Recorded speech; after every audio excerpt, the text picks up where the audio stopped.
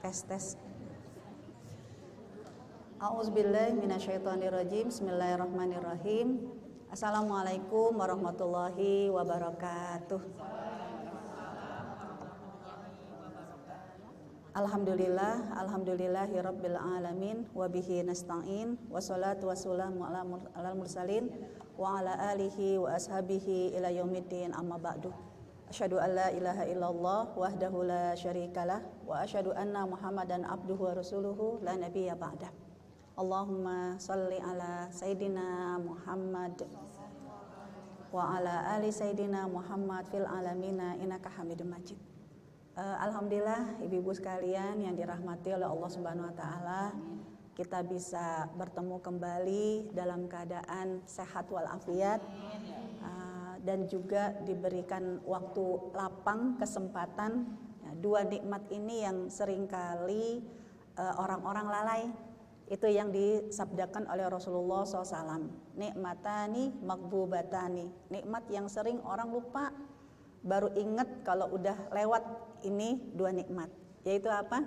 Nikmat sehat dan al-faragh, waktu luang.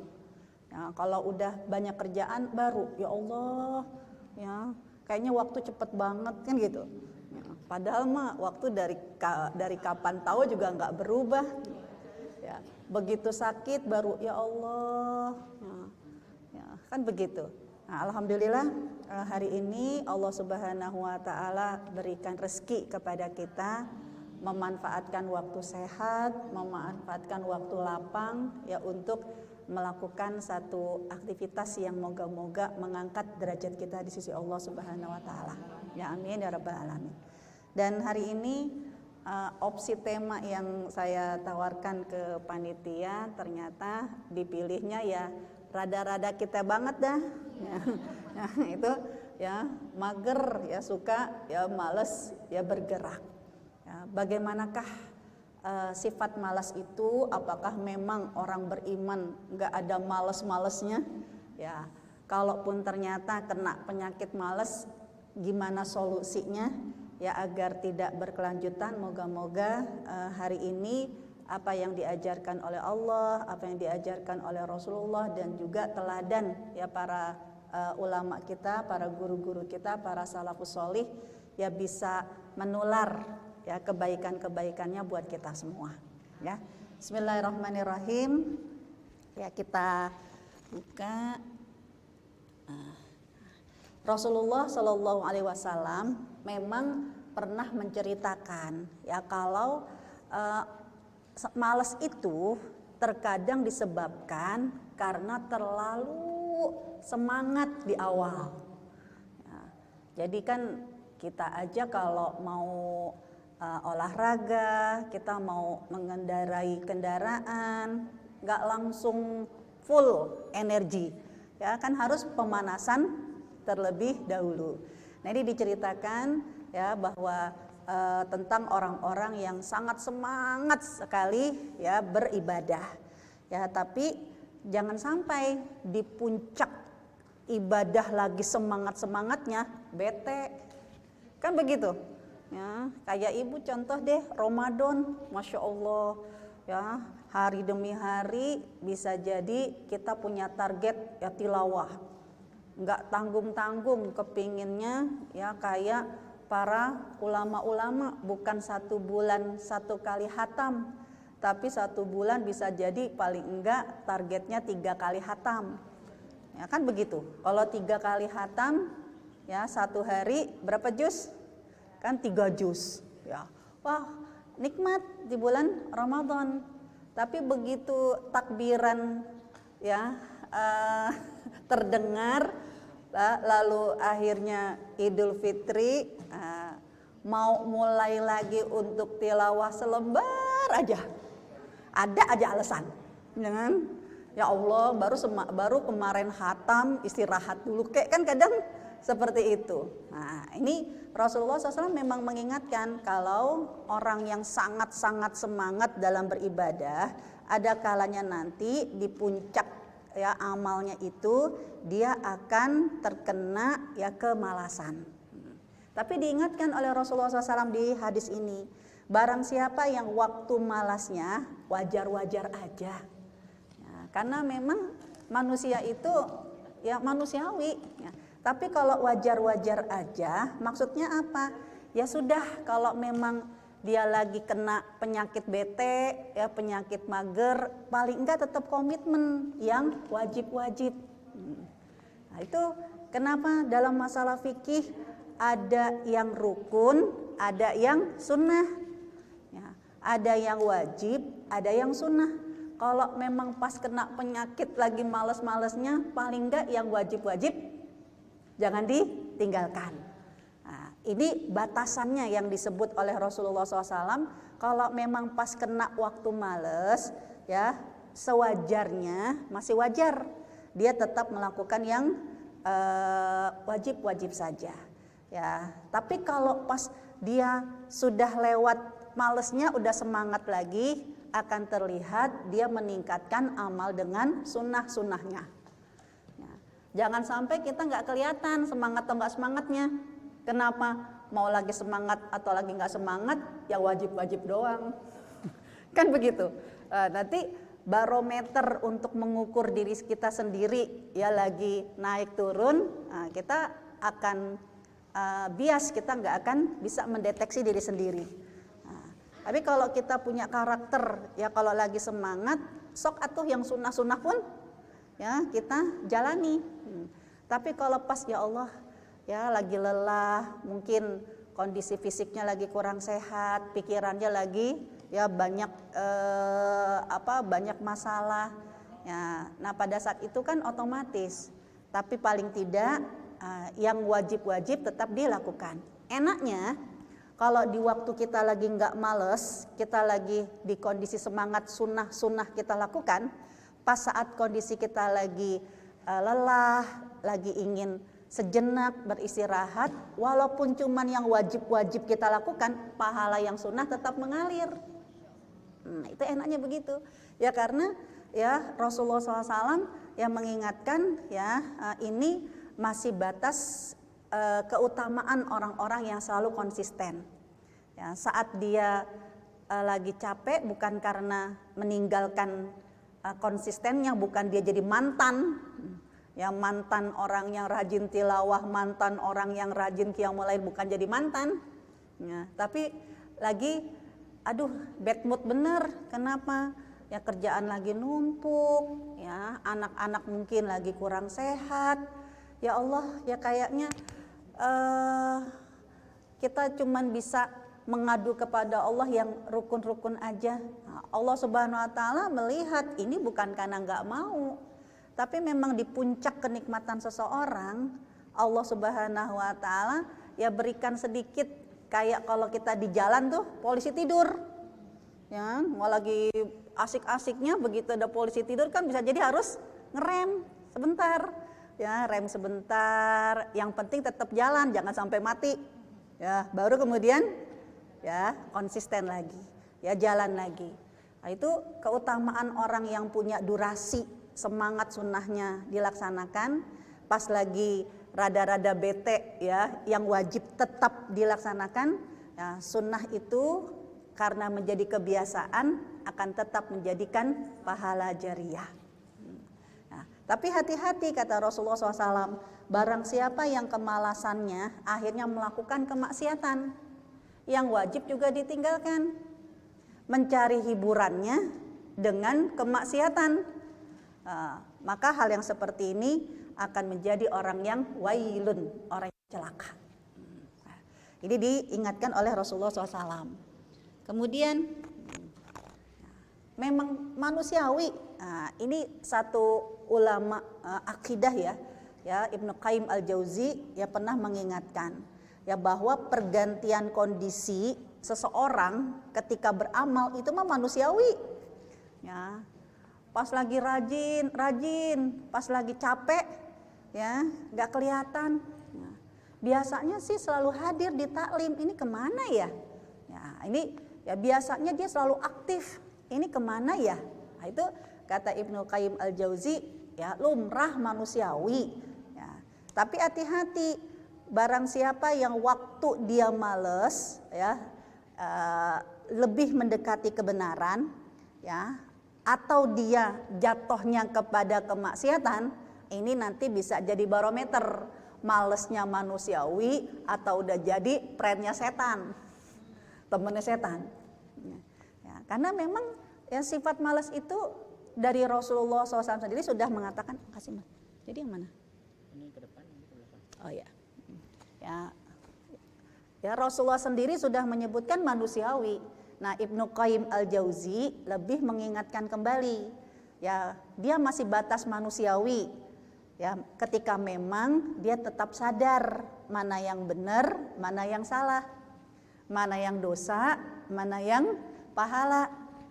Ya, tapi kalau akhirnya malesnya bablas, ya melakukan hal-hal yang haram-haram, nyobain yang haram, ya naudzubillah min dzalik, ini bisa ya menjadi orang-orang yang tergoda sama bisikan setan. Apa kata Rasulullah SAW pernah mengingatkan seorang sahabat, jangan kamu ya seperti latakun kafulan, jangan seperti fulan itu, kanat takumul lail, dulu dia mah rajin sholat malam, fataroka, kemudian dia malesnya ini sampai meninggalkannya. Nah, jadi udah jadi mantan ya orang yang senang qiyamul lail. Nah, ini diingatkan ya kalau cuman istirahat ya dengan target ya yang namanya cuti di sekolah aja masih dimaklumi berapa hari, Bu? Kan gitu kan? Yang namanya kerja cuti aja masih dimaklumi berapa hari. Tapi kalau cutinya kelamaan gimana? Jadi coret kan gitu. Nah, Rasulullah mengingatkan jangan sampai kayak pemuda ini, dulu mah dia rajin sholat malam, tapi kemudian hari demi hari fataroka, dia udah nggak mau lagi melakukannya. Nah ini masih manusiawi. Nah, karena masih manusiawi, ya, biar tidak jatuhnya ya nanti akhirnya jadi temennya setan. Nah, yang namanya manusia Allah berikan potensi bisa sadar. Ya kayak kisahnya Nabi Adam dengan iblis. Ya, iblis itu walaupun dia melakukan kesalahan lalu diingatkan, nggak sadar-sadar. Tapi kalau manusia kayak Nabi Adam, ya dia melakukan kesalahan lalu diingatkan, akhirnya dia sadar. Jadi manusia punya potensi sadar sendiri kalau memang masih waras manusianya. Tapi kalau udah nggak waras, ya udah bukan kayak manusia, berarti udah kayak ya setan. Karena kalau setan itu nggak waras, ya nggak nyadar-nyadar, ya bahkan ngajak-ngajak biar orang semuanya maksiat, ya malas berbuat baik. Kan itu sumpahnya setan, fabima aghwaytani la aqudanna lahum siratal mustaqim, karena engkau telah mengutukku maka aku akan sesatkan semua manusia dari jalanmu yang lurus. Nah itu setan nggak sadar-sadar, ya emang kagak waras ya. Sedangkan manusia ketika Nabi Adam ditegur oleh Allah Subhanahu wa taala, langsung muncul kemanusiaannya dengan sadar. Akhirnya apa? Ya dia pun menyadari menyadari kesalahan lalu bertobat kan? Ya, istighfar pertama yang ada di surga itu ya istighfarnya malaikat yang menyebutkan subhanaka la ilma lana illa ma 'allamtana innaka antal alimul hakim. Itu istighfar pertama malaikat. Kalau istighfarnya Nabi Adam pertama kali, Rabbana dzalamna anfusana, sadar ya Allah, ternyata saya ya melakukan kezaliman. Jadi manusia yang sadar, ya manusia yang waras, yang sadar. Jadi ibu kalau lagi ada konflik di dalam rumah tangga, yang waras aja deh yang sadar, ya yang langsung menyadari kesalahan. Kalau yang nggak waras mah bisa jadi nggak sadar-sadar. Jadi kalau ada masalah dalam rumah tangga, ya udah. Ya kita langsung aja ingin menjadi orang yang waras, ya. Gitu kan. Berarti langsung sadar. Nah, Nabi Adam langsung sadar, Rabbana zalamna anfusana. Ya Allah, saya melakukan kezaliman. Fa illam taghfir lana, kalau engkau tidak mengampuni kami, ya lanakunanna minal khasirin, nanti rugi. Siapa? Ya, Umar bin Khattab yang mengingatkan. Ya, jadi apa yang tadi menjadi teorinya Rasulullah SAW lalu dikuatkan dengan Ibnu Qayyim al-Jauzi, lalu diingatkan kembali oleh Umar bin Khattab, ya harus segera sadar kalau memang dia waras. Ya, apa kata Umar? Sesungguhnya di dalam hati ini memang ada potensi nerima atau nolak. Itu kondisi hati manusia begitu. Ya, kadang ingat, kadang lupa. Kadang nerima dan kadang menolak. Ya, kalau sedang menerima, manfaatkan ya dengan melakukan yang sunnah-sunnah. Itu sampai kata Umar, ya demikian. Biar kalau pas kita lagi menolak, lagi bete, lagi capek, ya hanya melakukan yang wajib-wajib saja. Nah, ini kan kata Umar, ya. Sedangkan ketika hatinya sedang menolak, konsisten aja dengan kewajiban-kewajiban. Ya, niscaya dia akan segera mendapatkan hikmah, ya. Kenapa sampai ya dia terkena kondisi mager ini? Ya. Jadi kesadarannya itu pada saat kondisinya lagi lapang, kondisinya lagi semangat, kita punya amalan sunnah. Karena nanti amalan-amalan sunnah ini yang akan mengingatkan kita, yang akan mengawal kita.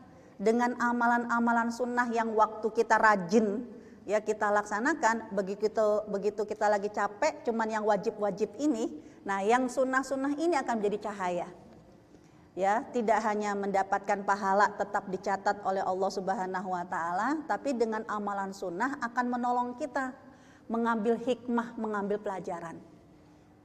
Ya sih, kemarin ya karena terlalu semangat ya akhirnya ya jadi sakit deh gitu kan.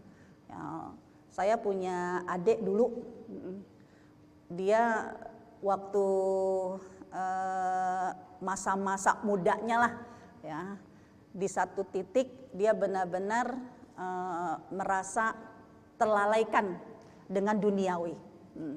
Nah, suatu hari dia baca bukunya Al-Ghazali yang tasawuf. Entah gimana bacanya, saat itu ya saya tinggal berdua sama adik saya, dia masih kuliah, saya pun juga baru lulus ya. Akhirnya apa? Dia bilang gini sama ibu saya, Bu, mulai hari ini jangan makan sesuatu yang membuat kita lalai terhadap akhirat. Jadi apa? Udah gara-gara kita terlalu banyak makan, terlalu menikmati ya kuliner, ini bisa membuat kita jadi lupa. Itu ada ayatnya memang. Surat Al-Hijr. Ya karena ibu saya orang Betawi ya, antepin aja, biarin aja kita ikutin maunya. Jadi dia lihat dalam surat Al-Hijr. Surat Al-Hijr itu surat 15.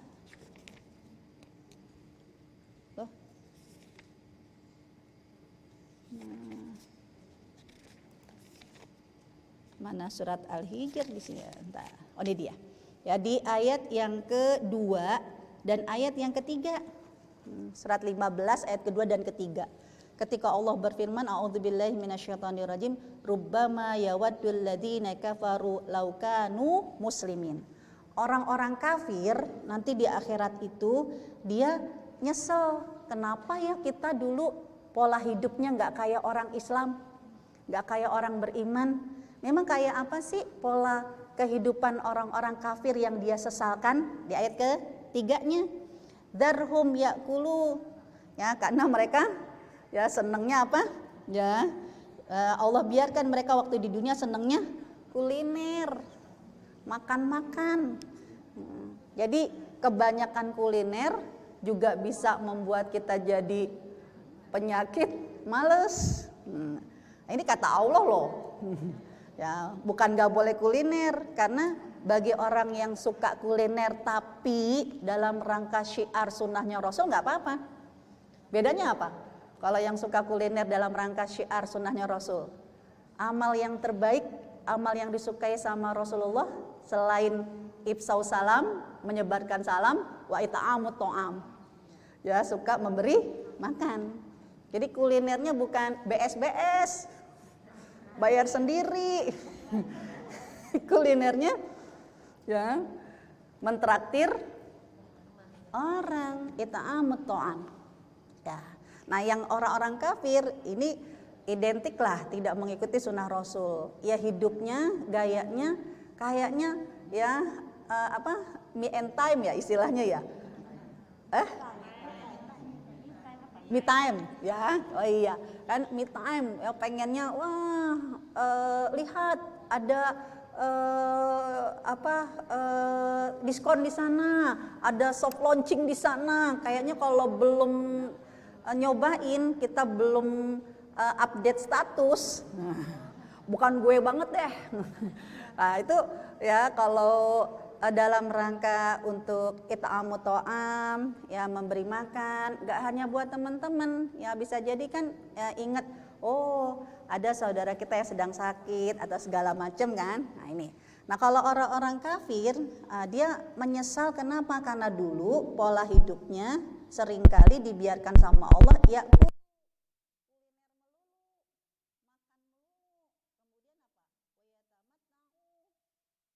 senengnya ya fun-fun aja, ya happy aja, ya yang akhirnya menyebabkan mereka ya wayul hihimul amal, ya suka berangan-angan, mumpung masih muda, mumpung ya kita kumpul, ya mumpung pulang pengajian, ya, gitu, ya masa ya pulang ngaji langsung pulang kayaknya nggak asik banget gitu kan.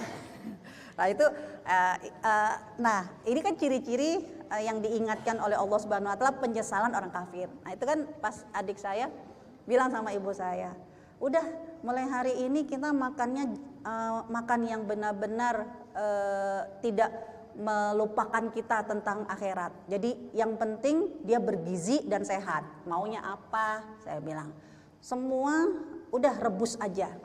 Telur rebus, jadi nggak usah menikmati bumbu. Ya kalaupun ayam direbus, sok atuh, ya kan, rebus kan enak ya. Ya pokoknya mah, ya nyediain dia mah udah rebus-rebusan aja, anak bungsu sebab kan. Nah, saya sama ibu saya mah seneng, ya kan. Ya, kalau kita kan ada sambelnya, gitu kan. Udah, ternyata apa? Bertahan cuma 3 bulan. Habis gitu, Mbak. Nek. Ya itulah ya, bukan gak boleh menikmati hidangan, bukan gak boleh menikmati dunia. Ya orang Allah yang menyebutkan dunia ini mata, ya kenikmatan. Hanya ya ketika memang kondisinya apakah makanan itu membuat kita jadi berefek negatif atau berefek positif, lihat aja. Ya ini kalau kata Umar bin Khattab ya, kalau memang ya kamu dalam kondisi lagi capek ya, lagi berat ya, yang penting kamu masih komitmen dengan yang wajib-wajib ya. Nah sunnah-sunnah yang biasa kamu lakukan itu tidak hanya mengalirkan pahala seperti janjinya Allah Subhanahu Wa Taala, tapi juga akan menjadi cahaya. Dia akan mampu mengambil hikmah. Nah ini, ya akan mampu mengambil hikmah yang tidak diketahui. Nah, di sini kata Umar bin Khattab, di saat orang lagi keserang malas, pada hakikatnya itu lagi dilihat mana yang jujur ya lagi dilihat nih, mana yang jujur dan mana yang bohong. Ya, wajar, manusiawi capek. Agar jangan sampai ya kebablasan, nanti bukan dianggap manusia yang waras kayak gitu. Mari kita lanjut. Nah kalau begitu mana sih males yang memang masih diperbolehkan dan males yang sudah dilarang? Ya mari kita lihat. Nah, Batasannya malas yang diperbolehkan atau yang tidak diperbolehkan secara definisi lihat dari nawaitunya. Lihat dari ya niatnya, lihat dari kondisi ya pelakunya. Ya. Kalau dia ya malas karena apa? Ya Allah, ya saya capek banget. Ya karena memang ada uzur, ya ngurusin suami yang sedang sakit, ngurusin anak yang sedang sakit, kan otomatis ya biasanya teman kita itu rajin, ya begitu diminta tolong pada saat kondisi seperti itu, kadang akhirnya memancing emosinya. Ya Allah, nggak ada orang lain apa sih? Ya kan gitu kan? Nah, ya jangan sampai futur, jangan sampai jadi mantan aktivis. Nah, jangan sampai kan kita ya langsung ya menjudge dia ya bahwa dia ya dalam kondisi yang tidak baik. Nah, diperhatikan kalau alasannya karena tidak mampu ya bisa jadi karena uzur, berarti namanya yang disebut oleh Rasulullah tadi ya bukan malas yang dilarang. Berarti dia dalam kondisi yang punya uzur, kondisi yang sedang lemah. Ya, malas banget sih. Ya, jangan langsung menuduh orang malas banget sih, lihat dia nggak mau atau nggak mampu. Kalau dia nggak mampu, jangan langsung dicap males. Kamu sih mas, nah, kalau sama anak kan gitu, kamu sih mas males banget. Ya, bisa jadi, ya mama sih begitu, bunda sih begitu, nggak ngelihat aku tuh tadi ngapain. Kan kita ngelihatnya, ya anaknya pas karena ya jejetan mulu kan, di depan jejet mulu. Ya, sampai ya ini dialog saya dengan anak saya, mas kamu ngapain aja sih di kamar, emang harus lapor apa Mi? Ya kan, ya beres-beres, emang harus lapor apa Mi? Ya lihat dong, ya mas juga beresin, namanya laki-laki ya nyapu kan cuman yang di depan mata doang. Ya tapi dari situ saya melihat, oh kita itu kalau langsung menganggap dia tidak bekerja, ya dia tidak melakukan apa-apa, nah itu akan membuat emosi. Nah Allah sendiri ya menyebutkan ada kalanya orang itu tidak melakukan apa-apa bukan karena malas, tapi karena dia punya uzur. Ini disebut dengan orang yang lemah. Ya, tapi kalau memang ya dia mampu, cuman aduh udah pewek gitu, mager.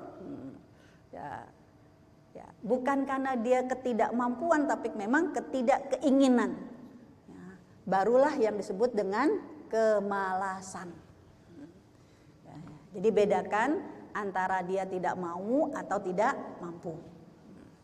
Oke, sekarang kita lanjutkan. Nah, yang tidak mau, yang suka istilahnya mager-mager, padahal sih sebenarnya bismillahi paksakan bisa. Cuman gimana gitu. Hati-hati dalam surat An-Nisa ya dan surat At-Taubah ini ya disebut oleh Rasulullah SAW ya oleh Allah Subhanahu Wa Taala itu sebagai ciri orang munafik. Orang munafik cirinya nggak hanya ketika berkata dusta, ketika janji ingkar, ketika dikasih amanah khianat, nggak cuman itu.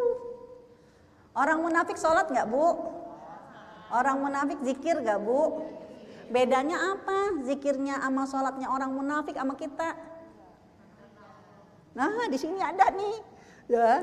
Innal munafikin, orang-orang munafik itu ya dia menganggap menipu Allah. Padahal mah Allah kagak bakalan bisa ditipu. Dialah yang menipu diri sendiri. Dan Allah sebutkan ya kalau orang munafik cirinya nih idza qamu ilas shalah. Kalau dia menegakkan sholat, dia mendirikan sholat, emang sih tetap sholat, tapi qamu kusala ya berdirinya males. Ya Allah udah zuhur aja, perasaan baru duduk, baru belonjor kan gitu kan. Ya Allah udah subuh aja, ya perasaan baru bisa merem. Nah, Allah Subhanahu wa taala mengingatkan kusala. Nah, kusala ini ya kaslun ya, kasal. Itu artinya malas. Melakukan hal yang wajib-wajib diminta sama Allah bawaannya mager. Nah, ini ya ciri orang munafik. Jadi malas yang memang berkaitan dengan hal yang wajib. Kemudian orang munafik zikir nggak? Nah, zikirnya orang munafik bedanya sama zikirnya kita. Ya, karakter malasnya dari mana? Ya, la yadkurunallaha illa qalila. Zikirnya dikit. Kalau kita mah alhamdulillah nggak dikit. Kita mah nyari yang bacaannya singkat, pahalanya banyak. Gitu kan? Nah, asalkan itu ada hadisnya dari Rasulullah SAW, ini bukan orang munafik. Contoh yang zikir pagi dan sore, ya ada seorang istri Rasulullah SAW, ya Juwairiyah, dia zikir di atas sajadah, sholat zikir dari sejak malam, ya menjelang subuh. Jadi dari sepertiga malam lah. Jadi Rasulullah di sepertiga malam pas jadwalnya Juwairiyah, Rasulullah melihat dia sedang di atas sajadahnya. Begitu subuh kan Rasulullah ke masjid. Begitu habis syuruk, ya Rasulullah kan baru balik kan pulang, masih di atas sajadahnya. Berarti kalau sekarang subuh udah lumayan siang kan, ya 4:30, anggaplah dari 4:30 aja minimal. Dari 4:30, 5:30, 5:30, 6:30, 4 jam. Duduk di atas sajadah, bukan ketiduran. Ya memang berzikir 4 jam. Luar biasa. Akhirnya apa? Ya ini bukan Ramadan. Ya, kalau Ramadan mah wah, ini bukan Ramadan. Nah, kemudian begitu Rasulullah pulang dari masjid, apa yang dilakukan oleh Ummul Mukminin ini bukan diberikan apresiasi sama Rasulullah. Masya Allah, istri saya mah solihah banget, itu sajadah makanya nempel. Ya, enggak. Saya mah malah takut kalau Rasulullah memberikan apresiasi kepada istri Rasul. Kenapa? Susah kita melaksanakannya. Bisa-bisa Senin sampai Jumat ribut melulu itu di rumah. Ya kan? Karena itu jam-jam lagi rempong-rempongnya, ya kan? Yang mau kerja, yang mau sekolah, kan begitu. Ya, anaknya mau makan, suaminya mau sarapan, ternyata nengok istrinya lagi, subhanallah, alhamdulillah, kan gitu kan? Bisa-bisa kalau kita yang ini diapresiasi sama Rasulullah, suaminya bilang, "Bun, mah, ya aku sarapan apa?" Astagfirullah, ini hubungan jangan sampai merusak kenikmatan ya ketika beribadah sama Allah, kan bisa-bisa begitu. Ya besok-besok mah bisa jadi para suami-suami bilang, besok kagak boleh ngaji lagi. Mendingan kamu seperti kamu yang dulu. Ya gitu kan. Begitu ngaji, ya cuman solihah di depan Allah. Nah, dirindukan oleh suami dan anak-anaknya, kan begitu. Ternyata Rasulullah SAW tidak memberikan apresiasi. Tapi Rasulullah tahu ya bahwa yang namanya seorang muslimah, seorang perempuan, ya dia lebih banyak waktu sosialnya ya untuk melayani orang lain, apalagi dalam rumah. Akhirnya apa kata Rasulullah? Ya, zikirnya ya bukan sedikit, tapi zikirnya dahsyat, hemat.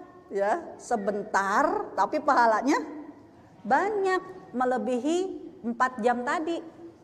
Apa kata Rasulullah? Maukah engkau aku tunjukkan 4 kalimat kamu baca selama 3 kali, sebanyak 3 kali, pahalanya sama dudukmu kamu tadi. Ya, coba kira-kira lihat menitnya, ada nggak 1 menit 4 kalimat ini dibaca 3 kali. Subhanallah wa bihamdihi adada khalqih wa ridha nafsi wa zinata arsy wa midada kalimati. 1. Subhanallahi wa bihamdihi adada khalqi wa ridha nafsih wa zinata arsyih wa midada kalimatih. Satu kali lagi. Subhanallahi wa bihamdihi adada khalqi wa ridha nafsih wa zinata arsyih wa midada kalimatih. Berapa menit? Tak kagak ada yang lihat ya? Ya, nggak nyampe semenit ya Bunda ya? Ya, coba pilih mana 4 jam sama yang semenit. Nah, kalau modelnya kita berzikir yang seperti ini dari Rasulullah SAW, bukan karena kita jadi orang yang males seperti orang munafik, enggak.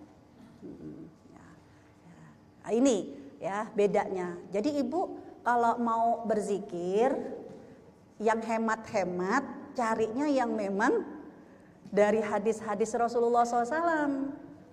Ya, karena banyak para ulama-ulama kita, saya mah acung jempol deh. Saya punya teman yang memang orang tasawuf itu kan luar biasa.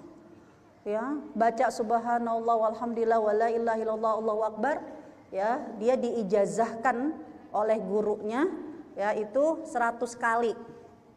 Ya, dibaca dalam satu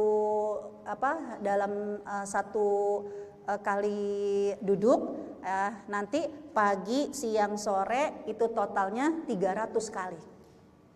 Nah itu ya sampai saya ditawarkan, ya mau nggak diijazahkan? Karena kalau diijazahkan berarti ya ini menjadi bagian dari komitmen. Aduh, 300. Ya ini baru ijazah yang pertama, nanti ijazah yang kedua 3.000. Dan kalau udah biasa nyaman-nyaman aja, ya itu pilihan. Ya, saya ngambil yang dari Rasul aja dah, ya kan? 300 itu bisa subhanallah walhamdulillah wala ilaha illallah akbar 100 kali. Ya, istighfar 100 kali. Salawat 100 kali. Ya karena memang orang-orang yang memilih untuk komitmen dengan zikir-zikir seperti tasawuf, ya seperti Imam Ghazali, ini luar biasa. Ya itu pilihan, nggak apa-apa. Ya, namun jangan sampai kita yang zikirnya banyak juga enggak, yang zikirnya dari Rasulullah yang hemat-hemat juga enggak. Yang penting zikir. Ya udah istighfar, tiap melihat suami juga istighfar. Setiap lihat anak juga istighfar. Nah kalau kita nominal istighfarnya ya hitung-hitungan sama Allah Subhanahu wa taala tidak sesuai dengan hitungannya dari Rasulullah sallallahu alaihi wasallam, baru naudzubillah min dzalik, tipe yang kayak orang munafik, la yadhkurunallaha illa qalila. Dia enggak berzikir, enggak ingat sama Allah kecuali cuman dikit. Itu bedanya kita begitu. Ya, jadi minimal cari yang waktunya hemat tapi pahalanya banyak. Tapi kalau ibu-ibu yang sudah punya kebiasaan, wah saya sebelum saya tidak akan memejamkan mata saya sebelum saya tunaikan dulu wirid saya. Karena saya punya teman ada wirid Nawawi, ada wirid Harisa, ada wirid macam-macam, masya Allah gitu deh. Ya barakallah aja deh. Ya yang penting jangan sampai ya kita yang standar aja. Ya enggak, istighfar yang standar enggak, 100 kali. Ya. Istighfar itu yang standar dalam hadisnya Rasulullah berapa kali, Bu? 100 kali, bukan 3 kali doang. Ya, yang 70 kali jika memang istighfar pada saat kita punya konflik perselisihan dengan orang lain, baru 70 kali. Tapi yang istighfar sehari 100 kali. Ini ya. Nah, kemudian apa? Rasulullah pun disebutkan dalam surat At-Taubah ayat 54, diingatkan oleh Allah. Ya, jangan sampai nih ciri orang munafik malesnya apa? Ya, ketika mereka itu ya sama. Ketika disuruh melaksanakan sholat, males, dan disuruh ketika berinfak pun juga males. Infak ketahuan bagus, yang penting ikhlas. Ya, infak nggak ketahuan juga bagus, yang penting ikhlas. Yang nggak bagus apa? Ya, mau ketahuan atau nggak ketahuan kagak infak. Nah itu ciri orang munafik. Kalau yang infaknya ria, dia masih langsung merubah. Ya dia masih bisa diberi kesempatan. Astagfirullahalazim. Ya Allah, ya tolong ampuni saya ya Allah. Tadi saya sempat tergoda biar infaknya itu biar dibilang dermawan. Astagfirullahalazim. Ya Allah, ya Allah. Nah Allah memberi kesempatan untuk umat Nabi Muhammad penilaian ibadah nggak cuman di awal, tapi innamal a'malu bil khawatim. Amal itu tergantung di akhirnya. Bahkan akhir ini dalam hadisnya Rasulullah SAW bukan udah nggak bisa lagi direvisi niatnya, infaknya kemarin, ya, baru revisi sekarang, enggak. Ya, karena hadisnya Rasulullah SAW itu ada dua, sama-sama hadis Bukhari. Ya, yang pertama innamal a'malu binniyat. Amal itu tergantung dari niatnya. Di awal dia baik, wah itu luar biasa. Sampai selesai dia mempertahankan kebaikan, berarti dia orang yang istiqomah. Tapi Allah tahu umat Nabi Muhammad itu nggak dibimbing lagi sama Nabi, nggak ada Nabi di sekitar kita, nggak ada malaikat, ya hanya berdasarkan keyakinan dia kepada Allah dan hari akhirat aja, dan potensi banget naik dan turun. Nah, untuk umat Nabi Muhammad, Rasulullah pun diberikan keistimewaan. Ya wa innamal a'malu bil khawatim. Amal itu tergantung dari akhirnya. Di mana letak akhirnya itu bisa diperbaiki. Ya, ketika Rasulullah SAW kan dalam hadis ini mengingatkan hati-hati. Ada orang yang biasa melakukan kebaikan. Sejengkal lagi mau masuk dalam kubur, dia berbuat maksiat sampai mati. Baru dia disebut dengan orang yang rugi, mantan orang soleh. Wa huwa ahlun nar, dia penduduk neraka. Walaupun awalnya baik niatnya, di akhir-akhir dia nyobain berbuat maksiat sampai mati. Na'udzubillah min dzalik, dia rugi. Tapi apa kata Rasulullah yang berikutnya? Ada juga orang yang di awal dia mungkin berbuat ahlul nar, penduduk penghuni neraka. Tapi sejengkal lagi menjelang kuburannya, menjelang kematiannya, dia bertobat dan melakukan kebaikan. Dan dia mati dalam keadaan baik, maka dia disebut dengan ya orang baik, husnul khatimah. Wa huwa ahlul jannah. Dia penduduk surga. Nah, itu ujung ayatnya. Wa innamal a'malu bil khawatim. Karena amal itu tergantung di penutupnya. Jadi orang yang terlanjur infak ria, walaupun setahun yang lalu, walaupun 2 tahun yang lalu, selama masih diberi kesempatan hidup, masih diberi kesempatan untuk merubah niatnya, memperbaiki niatnya. Nah jangan sampai kayak orang munafik, dilihat atau nggak dilihat, disuruh atau nggak disuruh, dia tetap nggak infak. Nah, ini yang berhati-hati.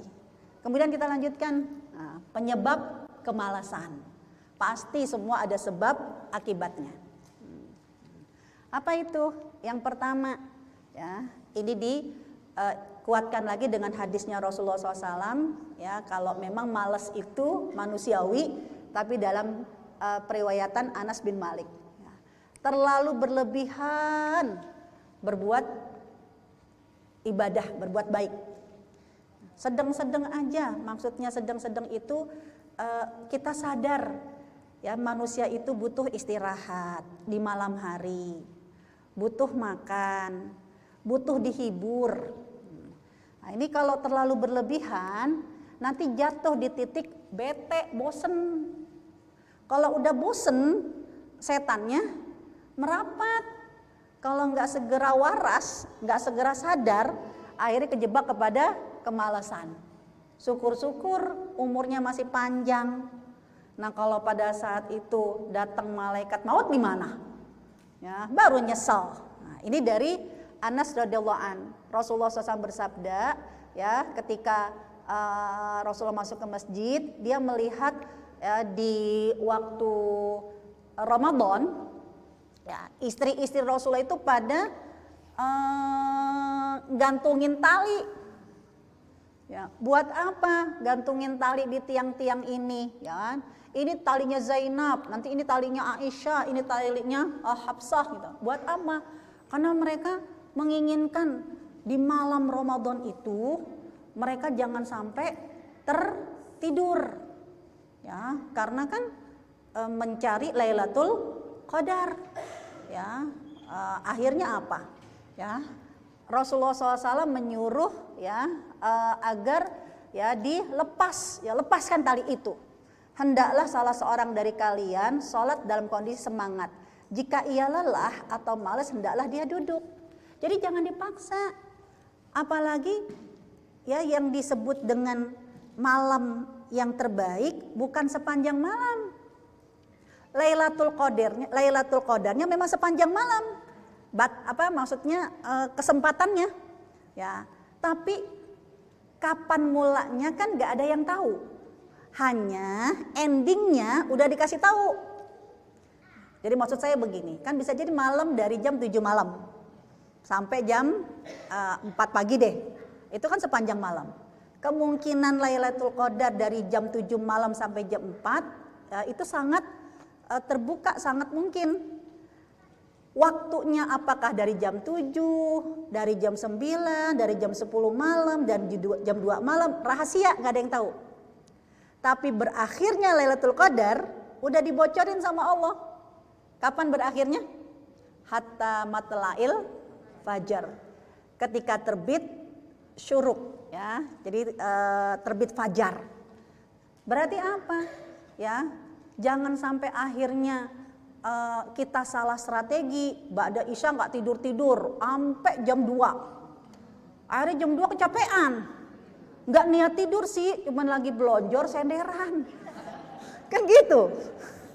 Ya. Nah, Ibunda Aisyah, Ibunda Hafsah, Ibunda Zainab takut kalau udah nyender ketiduran. Ada dia pasang tali biar nggak ketiduran. Disuruh dicopot sama Rasulullah SAW, karena ya yang diturunkan surat Al-Qadar ya yang penting ya sebelum waktu fajar, sebelum subuh ya baru berakhir Lailatul Qadar, yang kalau memang waktu yang terbaik akhirnya sepertiga malam terakhir. Jadi abis Isya sunnahnya Rasul ngapain, Bu? Tidur. Ya, kan dibagi 3 aja ya, sepertiga pertama tidur, sepertiga kedua ya mungkin udah mulai kita bersiap-siap. Nah, sepertiga terakhir paksakan untuk bangun. Itu sampai ya gara-gara terlalu berlebihan, nah, akhirnya ya bisa jadi nanti potensi jatuh dalam kemalasan. Ya diminta sama Rasulullah SAW, lepaskan tali itu, lepasin. Jangan ngeyel kayak gini, jangan terlalu ngoyok kayak begini. Nah, lanjut, apalagi penyebabnya? Nah, ada kalanya beralasan, alah surga juga buat kita. Emang buat siapa Allah ciptakan surga? Ya, biasa-biasa aja lah, yang penting masuk surga. Kan kadang begitu ya. Karena pernah juga dalam hadis Rasulullah SAW dari Anas bin Malik, ya, pernah Rasulullah SAW bersabda, wahai Mu'ad, ya, dipanggilkan sama Rasul, ya tidaklah seseorang bersaksi bahwa tidak ada Tuhan yang disembah selain Allah, dan ketika dia bersaksi Muhammad adalah Rasulullah yang tulus dalam hatinya, kecuali Allah akan haramkan baginya neraka. Nah, jadi bersaksi kepada Allah, syahadatullah dan syahadat Nabi dengan tulus, itu Allah akan haramkan neraka. Terus apa kata Muaz? Boleh nggak Rasul aku sampaikan kepada orang lain? Ini kan kabar gembira, ya kan? Udahlah biasa-biasa aja, yang penting kita syahadat. Apalagi kalau kita lagi sholat, asyhadu alla ilaha illallah, itu udah dijamin nggak masuk neraka. Ya kan asik bener kan? Nah, sampai Muaz, boleh nggak nih aku sampaikan? Ini kan kabar gembira. Apa kata Rasulullah SAW? Jangan, nanti mereka jadi malas untuk beramal. Ya, Muaz tidak menyampaikan hadis ini. Kecuali ketika Mu'az sudah merasa dirinya ya sudah menjelang di ambang kematian. Ketika dia sakit parah, dia takut menyembunyikan. Enak waktu sahabat ya, ketika Mu'az mendapatkan hadis ini nggak ada yang tahu, makanya sahabat berlomba-lomba. Nah kita sekarang udah tahu, nah, tapi Mu'az mengingatkan kalau dia awalnya tidak mau menyampaikan. Kenapa baru menyampaikan menjelang kematiannya? Karena Rasul yang bilang jangan sampai nanti gara-gara hadis ini mereka malas dalam beramal. Jadi Rasul udah wanti-wanti. Walaupun memang benar kan umat Nabi Muhammad zaman sekarang kan enak, Quran udah tuntas, hadis udah tuntas kan gitu kan, udah tahu bocorannya, ya bahwa semua yang bersyahadat mangkola fi qalbihi mithqala minal iman, siapa yang di dalam hatinya sedikit aja ada rasa iman, itu akan mendapatkan syafaat. Ya sampai Rasulullah itu sujud 3 kali. Sujud pertama minta agar syafaat orang beriman itu dimasukkan ke dalam surga. Udah, saya pernah mengibaratkan karena diciduk ya kayak orang jualan es cendol. Ya, di panci ya, mau beli kan ya diambil, diciduk cendolnya sama airnya. Ya, yang banyak bisa jadi airnya, cendolnya mah cuma sedikit. Nah, ketika diciduk ya, 1 kali orang-orang beriman atas syafaatnya Rasulullah SAW biar masuk ke dalam surga, Rasulullah melongok lagi masih banyak, kan gitu. Ya 2 kali sampai akhirnya yang ketiga kali apa kata Allah Subhanahu Wa Taala, udah angkat semua. Siapa yang di dalam hatinya sedikit rasa iman. Sekarang saya mau tanya sama ibu-ibu, ibu mau nggak dicidukan yang pertama yang nanti akan dimasukkan oleh Rasulullah dalam mendapatkan syafaatnya? Kan 3 kali cidukan, mau nggak jadi orang yang cidukan pertama? Saya mah kagak mau bu. Berarti udah masuk neraka duluan. Ya, sedangkan banyak orang yang masuk surga ya dengan amalnya yang diridhoi sama Allah. Karena kan pintu surga ada pintu puasa, ya pintu zakat, kan begitu. Nah, orang-orang yang cuman ngamalin ini nih, yang penting kita mah muslim, yang penting kita mukmin. Surga buat siapa sih Allah ciptakan? Dia buat kita. Ya kan? Ya, dia hanya mengandalkan syahadatnya, hanya mengandalkan hadis ini, hadis Bukhari loh, yang tidak diragukan kesahihannya. Tapi hanya mengandalkan ini, jangan sampai dia adalah masuk surga nah cidukan syafaatnya Rasul. Kan gitu? Karena pernah seorang laki-laki tua dari Taif yang miskin, udah tua, lalu datang kepada Rasulullah. Apa katanya? Ya Rasulullah, doain dong saya masuk ke dalam surga. Tapi saya minta izin, saya udah tua. Ya jangan disuruh yang berat-berat. Ya, yang namanya udah tua, kan ibu juga begitu. Ya, emang tega nyuruh orang tua kerja yang berat-berat? Kan enggak. Ya, dan dia orang miskin. Berikanlah dispensasi kepada saya agar saya jangan disuruh sedekah. Buat makan aja susah disuruh sedekah. Ternyata apa jawaban Rasulullah SAW? Wala sodakota, kalau kamu tidak bersedekah. Wala jihada, kalau kamu nggak berjihad. Fabima tadkhulul jannah, terus mau masuk surga pakai apa? Nah ini, karena jangan sampai penyebab malas itu ya karena kita menganggap kan surga memang diperuntukkan untuk orang beriman. Lanjut, ada lagi nih orang malas beribadah, antar juga tobat aja. Allah mah maha pengampun. Ya namanya manusia salah-salah dikit wajar lah. Emang kita nabi. Kan gitu kan? Ustadz aja no kiai pernah salah. Ya, lah kita ya Ustadz kenal juga enggak sama kita. Ya, menganggap ya kalaupun berdosa Allah ampuni ya insya Allah ya semuanya diampuni sama Allah. Hati-hati. Kalau hanya beralasan ini Allah Maha Pengampun, nanti akhirnya ya dia malas beribadah. Nah, ini dari hadisnya Rasulullah SAW. Ya ketika Rasulullah mengingatkan siapa yang mengucapkan la ilaha illallah wahdahu la syarikalah, maka dia akan masuk ke dalam surga. Terus Abu Darda menyebutkan, walau kana zani ya Rasulullah, walaupun dia seorang pezina, walau kana dia sariq, pencuri ya Rasulullah. Apa kata Rasulullah? Ya, sekalipun dia berzina dan sekalipun dia mencuri. Sampai ya 3 kali. Sampai kata Abu Darda nggak suka dengan hadis ini. Ya kenapa? Ya karena ini bisa nanti orang meremehkan dosa. Ya, akhirnya kalau Rasul menyebutkan ya sekalipun dia berbuat zina meskipun Abu Darda tidak menyukainya. Itu kata Rasulullah. Akhirnya apa? Abu Darda berkata, maka aku pun keluar untuk menyampaikan hal ini kepada orang-orang. Namun saat aku bertemu dengan Umar, apa kata Umar? Kembali, jangan disampaikan. Jadi kalau mau nyampein ini ya mikir-mikir. Ya kenapa? Karena jangan sampai jika manusia mengetahui hal ini mereka akan malas untuk beramal. Maka aku pun kembali dan aku sampaikan hal ini kepada Rasulullah SAW. Dan beliau menjawab, benar apa yang dikatakan oleh Umar. Walaupun Allah itu sayang, maksudnya apa?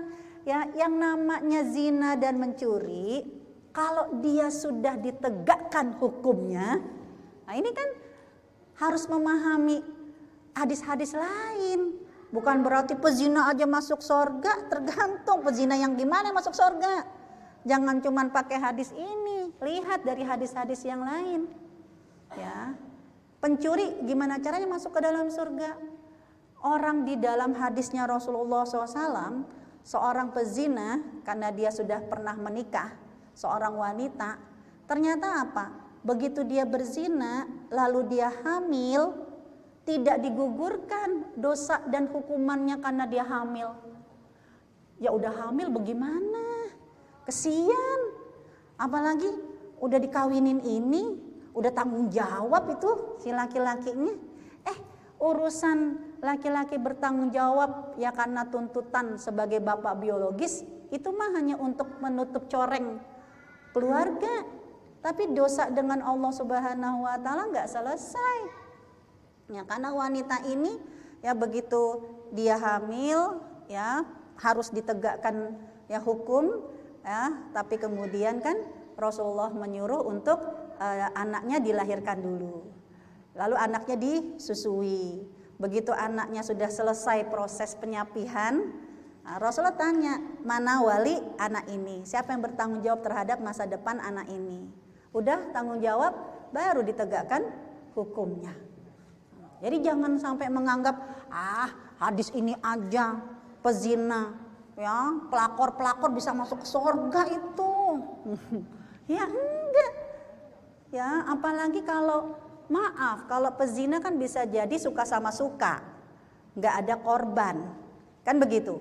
Ya, dua-duanya pelaku. Nah, kalau pelakor yang kayak layangan putus kan bisa jadi ada korban. Iya, Nek, sampai saya tuh nanya sama anak saya, ini kenapa ya kok ada satu taklim yang minta saya, Bu Ustazah angkat dong yang lagi viral VA gitu kan, selain layangan putus ini kan putus kan baru sekarang kan, yang VA apa sih VA virtual ya virtual account, ternyata ya itu yang artis yang udah gak ada tapi masih konflik harta. Sekarang juga banyak kan ya pengajian-pengajian yang minta untuk bagaimana aspek ya kekerasan seksual dalam rumah tangga. Ya karena dilihat dari ya jadi kekerasan itu ya tidak hanya berkaitan dengan masalah kejahatan tapi kan ya bisa jadi ya perasaan seseorang. Ya pokoknya gara-gara infotainment itu ya film-film itu kan akhirnya jadi menyentuh judul-judul taklim yang akan diangkat, kan gitu. Ya, saya mengambil hikmahnya, ya alhamdulillah sih walaupun ibu-ibu itu pada doyan nonton sinetron, alhamdulillah masih diimbangi doyan ngaji. Akhirnya setiap masalah di sinetron, dimintain judul taklim di pengajian, kan gitu. Mau nggak mau saya jadi belajar. Apaan sih layangan putus kan gitu kan? Oh ya Allah, ya kan? Jangan merasa dengan hadis ini kita udah no problem. Ya kalau dia adalah penyebab keretakan dalam rumah tangga, ada korban, kan berarti ada korban yang tersakiti. Kalaupun hadis ini ya diberikan kabar gembira Allah ampuni, tapi maaf jika memang kondisinya urusan dengan manusia udah beres. Tapi kalau dosa dengan manusia belum beres, kan ibu ingat kita pernah bahas di jembatan As-Sirat. Dijaga berapa amal jembatan As-Sirat? Ingat nggak? 2 amal. Amal pertama, amal amanah. Ini kan dalam hadis riwayat Muslim, dalam hadis riwayat Nasa'i. Amal pertama, amal amanah. Yang kedua, amal silaturahim. Siapa-siapa yang menyebabkan ya amanah tidak tertunaikan, ya, menyebabkan terputusnya silaturahim. Ya, pelakor-pelakor yang akhirnya menyebabkan suami istri ya memutuskan silaturahim, 2 keluarga terputus silaturahim, bukan berarti ya selesai urusan. Jika korban-korban itu menuntut keadilan, diingatkan sama Rasulullah SAW, kamu bisa jadi orang yang bangkrut. Bukan karena nggak punya emas, nggak punya perak, tapi gara-gara amal-amal ibadah kamu, sholat kamu, puasa kamu, zakat kamu, itu akan ditransfer kepada para korban yang pada saat di dunia ya dosa-dosanya, ya rasa kezalimannya tidak tertunaikan dengan keadilan. Dan di akhirat nggak ada emas, nggak ada perak, mau nggak mau dibayar dengan pahala ataupun dosa. Lanjut, orang yang males bisa jadi penyebabnya dikuasai sama setan. Gimana ngelepas ikatan setan biar kita di pagi hari nggak mager? Nah itu udah disebutkan sama Rasulullah SAW. Setiap malam tengkuk salah seorang dari kalian itu diikat sama setan. Makanya ada yang kalau tidur suka ya gulet tapi kayaknya mau bangun gak bisa-bisa. Ya ruhnya kan lagi di alam ruh. Ya fisiknya lagi tempat tidur, tapi ruhnya itu kan orang yang tidur dengan orang yang sudah mati, itu kan ruhnya di alam yang gaib. Jadi ibu kalau mimpi, waduh capek banget lagi naik gunung, capek banget yang berenang di laut, kedinginan, kan kadang berasa di tubuhnya begitu, ya karena emang ruhnya lagi jalan-jalan. Dan itu kan ada dalam surat 39, surat Az-Zumar. Ya, kalau memang orang yang meninggal dengan orang yang tidur, ruhnya lagi ya di alam yang sama.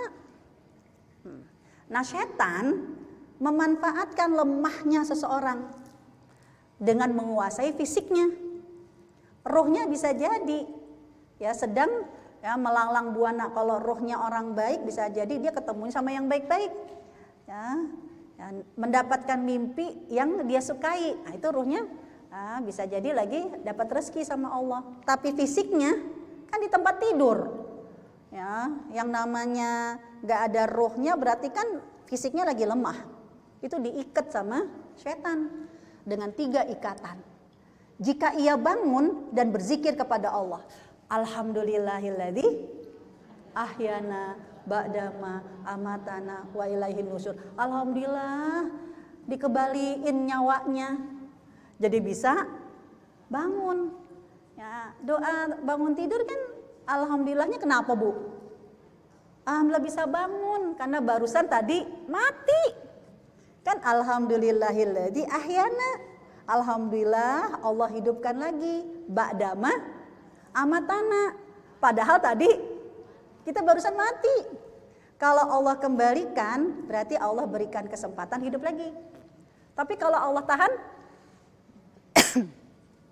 bisa nggak ngucapin alhamdulillah? Nggak ada. Yang ada mah orang, ya Allah, innalillahi wa inna ilaihi rajiun. Nah, kalau dia bangun, langsung dia zikir sama Allah, terlepas satu ikatan. Lalu jika ia bangun dan berwudu, terlepas lagi satu ikatan. Dan ketika dia bangun, ya sholat, maka terlepas semua ikatan. Kalau udah ikatannya itu terlepas, apa kata Rasulullah? Maka ia akan menyongsong esok hari dengan hati yang lapang dan semangat yang membara. Dan dia telah mendapatkan kebaikan. Ya, kenapa sholat subuh itu disebutkan perbedaan antara munafik sama orang mukmin kan? Lihat di waktu subuhnya. Karena bagaimana nanti semangat atau tidak semangatnya dia di pagi hari terlihat dari saat dia bangun itu. Jadi gatal. Ya, kemudian tapi jika dia tidak melakukan itu, esok harinya dia akan merasakan kesempitan hati. Udah capek dan males karena tidak mendapatkan kebaikan. Mohon izin saya minum dulu ya.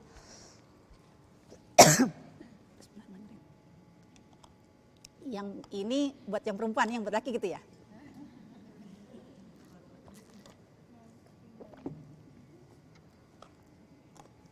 Nah ini, jadi memang malas itu ada kalanya dari upayanya setan menguasai kita di saat di kondisi fisik kita lemah, di saat kita tidur. Lanjut. Apalagi orang malas penyebabnya karena dia tidak sensitif dengan hatinya dan tidak sensitif dengan panca inderanya.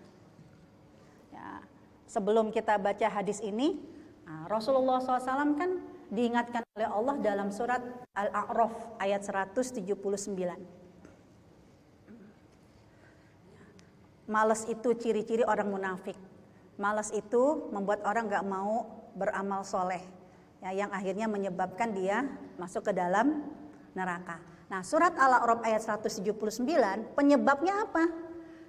Allah mengingatkan walaqad dzara'na li jahannam. Nanti akan dipenuhi neraka jahanam itu siapa? Katsirun minal jinni wal ins. Baik golongan jin maupun golongan manusia. Manusia yang kayak apa? Yang kok bisa masuk ke dalam neraka? Padahal kan manusia itu Allah akan berikan pulang kampungnya ke surga. Kan gitu. Kalau jin ya memang dari awal nenek moyangnya iblis. Dia akan masuk ke dalam neraka. Tapi kenapa kok manusia masuk ke dalam api neraka? Disebutkan karena dia tidak sensitif dengan panca inderanya. Lahum qulub, dia punya hati. La yafqahuna biha, hatinya nggak sensitif. Jadi tolak ukurnya yang penting hati gue seneng. Terserah apa kata orang, terserah bagaimana kondisi orang, yang penting puas. Gitu. Orang yang kayak begini berarti hatinya tidak sensitif. Dia bisa kejebak masuk ke dalam neraka. Yang kedua apa lagi? Lahum qulubun, terus lahum a'yunun. Mereka punya mata bukan karena dia buta, tapi dia punya mata la yubsiruna biha, tapi matanya enggak sensitif. Enggak cuma ngelihat yang di kasat mata, tapi basar itu bisa melihat yang tidak kasat mata, yang dia bisa merasakan. Ya. Jadi patokannya yang dilihat itu bukan baik atau benar, baik atau salah, tapi yang penting enak dilihat. Ini kayak gini nih bahaya. Kemudian lahum adhanun, bukan karena dia budak, nggak dengar, tapi dia punya telinga, tapi la yasma'una biha, telinganya nggak sensitif. Mendengar itu nggak pilih-pilih mana yang boleh didengar, mana yang nggak enak didengar. Tapi yang penting ya dia puas dengan apa yang dia dengar. Nah ini sampai Allah menyebutkan mereka yang kayak begini, udah bukan lagi manusia waras. Tapi disebutkan oleh Allah sebagai apa? Kal an'am, dia seperti binatang ternak. Nah, Rasulullah mengingatkan kalau orang yang waras ya, dia akan punya sensitif hati dan sensitif panca inderanya. Tapi kalau dia tidak sensitif, ya berarti dia tidak waras dan itu bisa kejebak kepada kemalasan. Nah, ini Rasulullah SAW bersabda, telah datang kepada kalian seorang utusan ya, untuk mengingatkan kalau Nabi Muhammad mengajarkan kepada kita sensitif. Ya, yaitu apa? Ya, yang tidak lemah dan juga tidak malas. Diutus, Rasulullah itu menyuruh kita bahwa yang namanya utusan yang tidak malas, berarti apa? Mereka yang menyadarkan hati-hati yang lalai. Jadi orang yang malas berarti hatinya tidak sensitif dan dia suka melalaikan. Dan juga telinga-telinga yang tuli mendengar, meluruskan lisan yang bengkok, sehingga ketika dikatakan la ilaha illallah wahdahu la syarikalah ya, ini dia akan respon dengan cepat. Nah, jadi sifat malas itu bisa jadi karena kita nggak punya respon, ya, kita nggak punya sensitif, ya karena kita terbiasa dengan hati-hati yang hati dan panca indera yang tidak sensitif. Lanjut, apalagi penyebab kemalasan? Kebanyakan niat. Kan niat aja dapat pahala 1. Ya Allah aja baik. Ya, ayo kapan? Ya katanya mau bantuin ngurusin ini nih aktivitas di masjid. Ya karena ya Allah masjid kita kosong, ya biar kita bantu-bantulah kegiatan. Udah niat sih. Ayo kapan ikut taklim? Bener deh, udah niat. Ya. Kadang kan kita niat doang, lo nggak boleh gitu, niat aja dapat pahala 1, gitu kan? Tapi hati-hati, orang yang cuman kebanyakan niat, ya, jadi cuman ngomong doang, yang akhirnya menyebabkan dia tidak beramal, tidak melakukan kebaikan, baru nanti nyesel. Kapan nyeselnya? Ya begitu datang kematian. Betul, niat itu dapat pahala 1, tapi Allah akan mengingatkan kalau kamu cuma niat, berarti kan belum beramal kan? Cuma niat doang kan? Ya, walaupun cuma pahala 1 dicatat sama Allah. Namun orang yang kebanyakan niat itu, dialognya dalam surat Al-Mu'minun ayat yang ke-99, mohon maaf nih saya salah nulis, 99 sampai 100. Ini diceritakan orang-orang itu pada saat datang kematian, dia minta nego sama Allah, Rabbirji'un. Ya Allah, saya kepengen balik ke dunia, kepengen gentayangan. Jadi orang yang cuma niat doang, dia tuh kepengen gentayangan. Bukan gentayangan bangkit dari kubur, ya kayak di film-film mau ngedatangin ya para pelakor-pelakor. Enggak. Ya kalau niatnya udah jahat kayak begitu mah kagak bakalan dikasih. Niat gentayangannya, niat kepingin balik ke dunianya untuk apa? La'alli a'malu sholihan fima taraktu. Aku ingin melakukan kebaikan yang aku tinggalkan, yang belum aku kerjakan. Ya Allah, kenapa mati sekarang? Udah niat tahu ya Allah, yang kepengen sedekah. Udah niat ya Allah, kepengen ngaji. Udah niat ya Allah, yang kepengen santunan anak yatim. Nah, walaupun niat itu baik, tapi ternyata orang-orang yang cuma ngandelin niat, nggak ada actionnya, dia merasa rugi. Nah, ini penyebab ya kita malas. Ya, jadi sekarang macam-macam kemalasan. Ya, ada 2 yang disebut dengan malas. Pertama, malas menggunakan akal. Ya, kayak apa sih? Ya, malas menggunakan akal. Ya, malas mikir, malas belajar. Hidup ini udah susah. Kalau ngaji jangan pakai mikir, ngapa sih? Yang Tema-temanya jangan yang mikir-mikir. Ya, udah lama nih nggak sekolah, ya kan? Apa kata Rasulullah SAW? Ya, ini kata Abu Darda. Ya, dia mengingatkan, ya, bahwa mengingatkan, aku melihat para ulama kalian telah wafat, sedangkan orang-orang bodoh di antara kalian tidak mau belajar. Ya, jadi males mikir itu sampai para ulama prihatin. Kenapa? Karena ini akan menjadikan tidak hanya sekedar kebodohan, tapi kita berpotensi merugi karena punya sumbang sih dalam tanda-tanda akhir zaman, tanda-tanda hari kiamat. Karena kan Rasulullah menyebutkan, karena tandanya hari kiamat itu ya ketika diangkatnya ilmu dengan wafatnya para ulama. Jangan sampai ya kita termasuk orang-orang yang punya sumbangan kemaksiatan pada saat para ulama itu meninggal. Kita adalah orang-orang yang malas belajar, ya, orang-orang yang bodoh. Sampai kata Abu Darda, hendaklah kalian belajar. Jadi gunakan akal kalian. Ya, apalagi belajar agama. Belajar agama mang tidak hanya sekedar di sekolah, di akademik.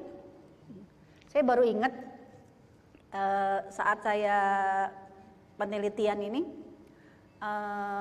dari Kementerian Agama ada undang-undang. Jadi ada undang-undang dan teknis pelaksanaannya sampai dibuat keputusan presiden dan juga peraturan Menteri Agama.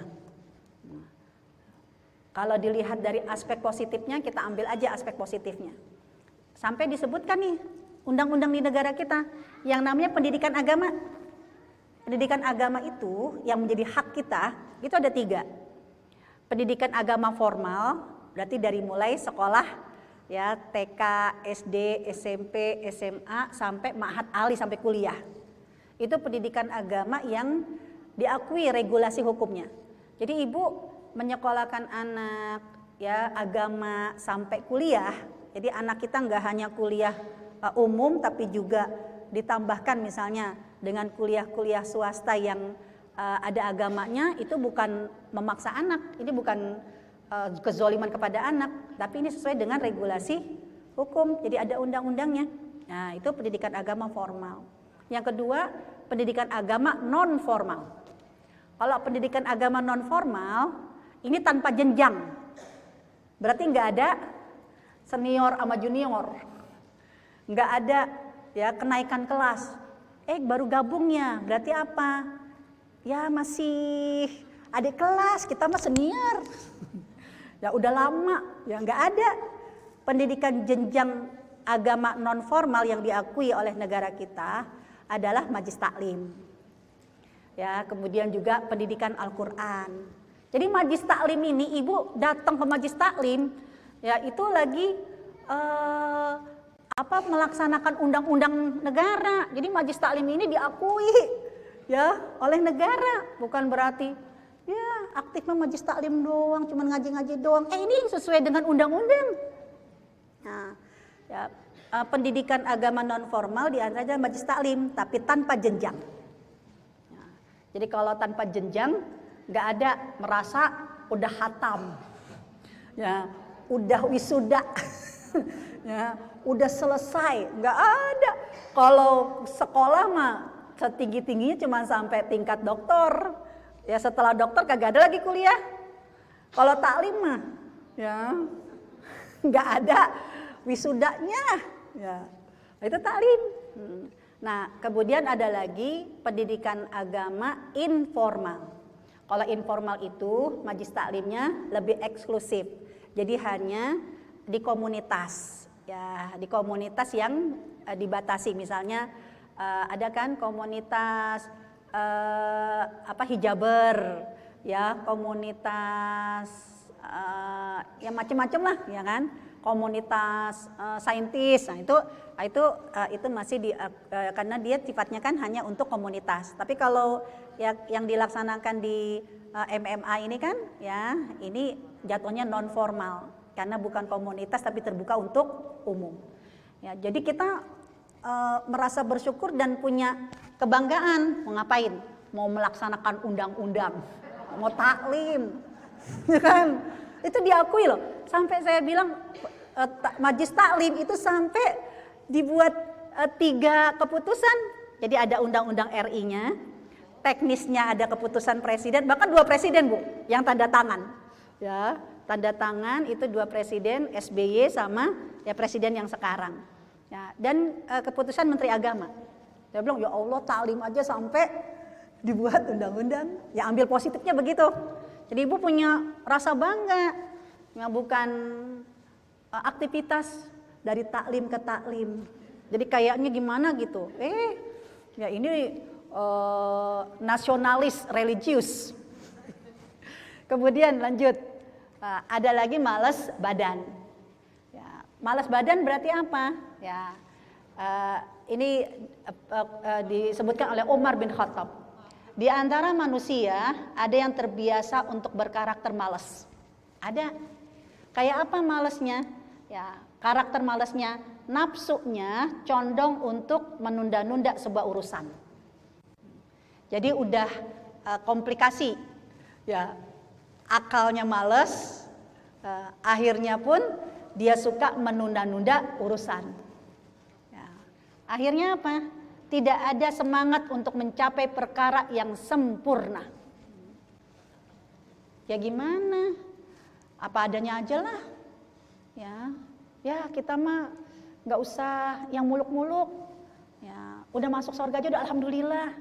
Ya kan gitu. Ya, mau ikut tahfiz, ya ikut tahfiz mah orang-orang yang mungkin ya dia ya kalau kita mah yang penting baca Quran aja.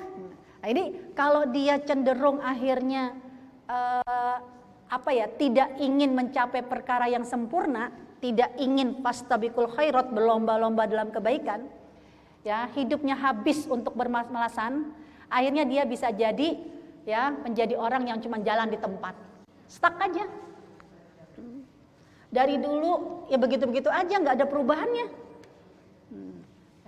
dan tidak maju-maju. Allahul musta'an. Ini pendapatnya Umar bin Khattab. Ya, jangan sampai kamu juga malas yang akhirnya gara-gara orang yang malas beramal ini, ya, ini akan menyebabkan akhirnya kondisi umat Islam tidak maju-maju.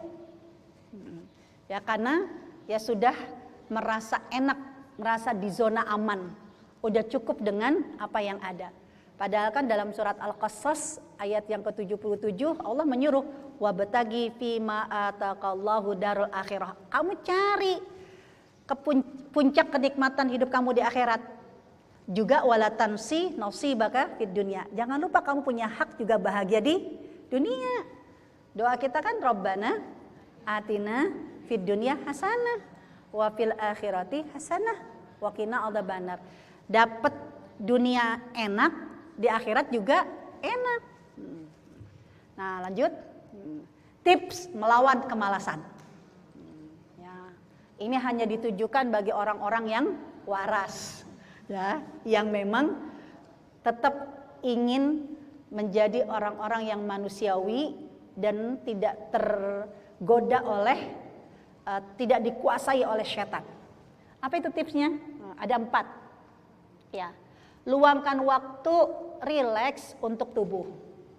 Ya, jadi jangan terus-menerus mikirinnya akhirat, akhirnya apa? Hari-hari dihabiskan dengan sholat, tilawah, taklim, sholat, tilawah, taklim. Cuman itu. Lama-lama ibu jenuh. Lihat dalam surat Al-Jumu'ah, salah satu contoh Allah menyuruh, fa'idha qudiyatis sholah. Kalau kamu kan awalnya idza nudiyati ila sholati min yaumil jum'ah fas'au. Ya, kalau kamu dipanggil untuk salat Jumat, segera salat Jumat. Fokus, tinggalkan wadarul bai', tinggalkan jual beli. Tapi kalau udah selesai fa idza qudiyatis shalah, kalau udah selesai salat, ya, udah selesai salat Jumat, enggak usah berlama-lama di masjid. Jadi iktikaf itu ya diminta oleh Allah tidak dilakukan setelah sholat Jumat. Tapi faida qudiyatis shalah, kalau udah menunaikan sholatnya, ya diminta oleh apa? Ya wa idza qudiyatis shalatu fantashiru fil ard. Keluar dari masjid, jalan. Fantashiru fil ard, ya kamu silahkan kembali, ya wabtagu, ya fantashiru fil ard, ya kamu silahkan kembali kepada aktivitas kamu masing-masing. Nah, artinya apa? Di sini Allah Subhanahu wa taala menyuruh ada hak kamu punya interaksi dengan Allah, tapi ada hak kamu menikmati keindahan dunia, kenikmatan dunia. Kan begitu. Nah, ini pernah juga ada satu kasus Abu Bakar bersama dengan seorang sahabat, ya. Sahabat Abu Bakar ketika bertemu dengan sahabat ini, saya lupa nama sahabatnya. Jadi Abu Bakar ketika bertemu dengan sahabat ini, sahabat ini menangis. Lalu ditanya sama Abu Bakar, kenapa kamu nangis? Ya Abu Bakar, saya sudah seperti orang munafik. Kenapa kamu bilang kamu udah kayak orang munafik? Kamu berasa gak sih kalau kita lagi dekat sama Rasul, kan kita ingetnya akhirat. Kita banyak menangis.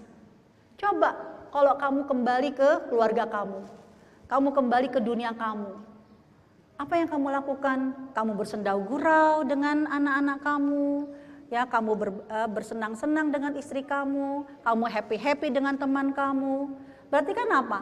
Yang muka dua, ya kan? Nangis ingat akhirat cuma di depan Rasul, tapi begitu lagi ketemu sama anak, istri, sama teman-teman happy-happy. Ya, berarti kan kita munafik. Abu Bakar akhirnya nangis.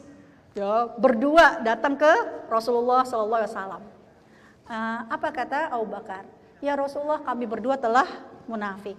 Kenapa? Kalau di depan engkau kami lupakan kenikmatan dunia. Kami persembahkan, ya hidup kami kayaknya, ya di depan kami itu adalah akhirat. Bawaannya tuh kayaknya nangis, ya ingat akhirat. Tapi kalau kami pulang ke rumah, kami lupa. Ya kami senang-senang sama anak, senang-senang sama istri, ya senang-senang sama teman-teman. Berarti kan kita munafik.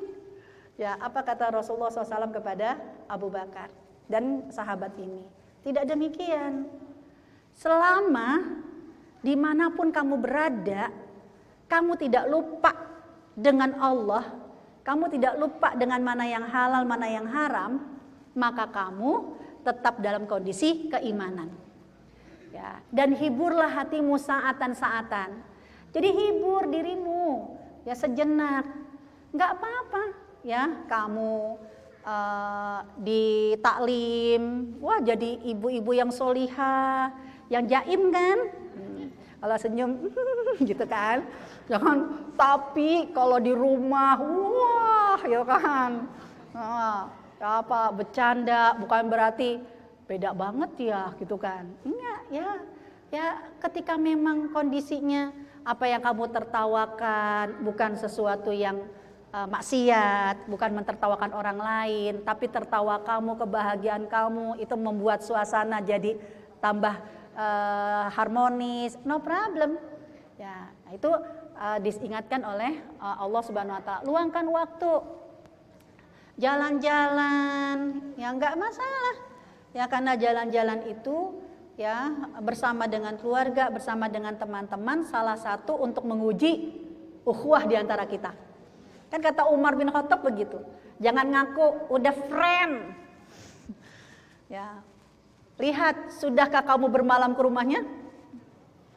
Sudahkah kamu pernah jalan-jalan bersamanya? Sudahkah kamu bertransaksi uang dengannya?